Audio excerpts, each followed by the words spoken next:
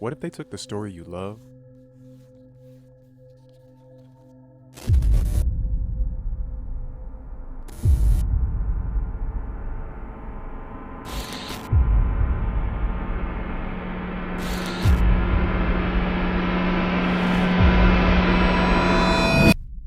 And rewrote its soul.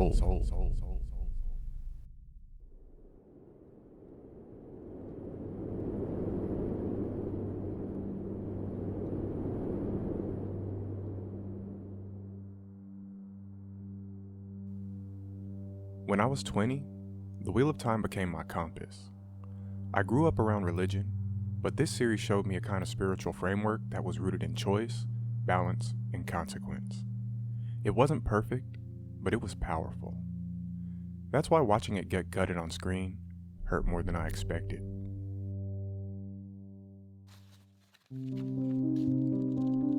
Let's be clear, adaptation always involves change.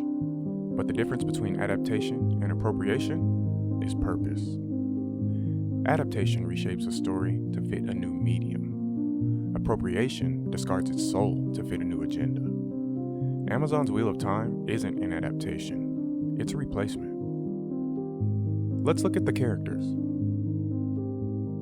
Rand, in the books, is humble and deeply burdened, a reluctant messiah whose arc is about resisting madness, questioning fate, and ultimately accepting his role to save the world. The show makes him passive, stripped of agency, a backdrop in his own story. Matt, in the books, becomes one of the most beloved characters in the series, a gambler with a heart of gold who turns into a legendary general. The show gives him a dark, broken home and removes everything that made him lovable. And Egwene? They kept her mostly intact. Isn't that interesting? I turned off the episode the moment they made Perrin kill his wife. A character who didn't exist, in a scene that never happened, for a motivation that he never needed. The Wheel of Time is thematically rich. It explores the cycles of time, balance of gendered forces, the weight of prophecy, and the question of free will versus destiny. In the show, those ideas are replaced with simplified identity politics and shallow trauma plots. The metaphysical depth is gone. In the books, lore has weight. History echoes through every choice the characters make. The world is shaped by its past. The show treats lore like decoration.